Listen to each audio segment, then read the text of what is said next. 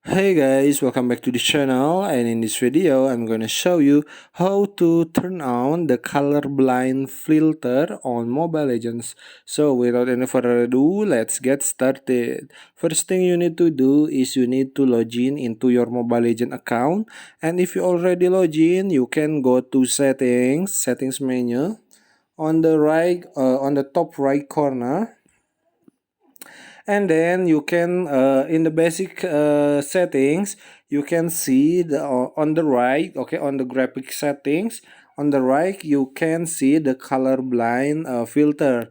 And if you want to turn on the colorblind filter, you can simply click the on, and then the colorblind filter is already on.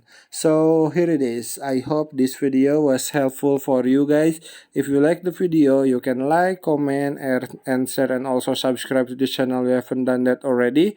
And if you have a questions, you can leave it in the comment section down below. Thank you so much for watching, and bye.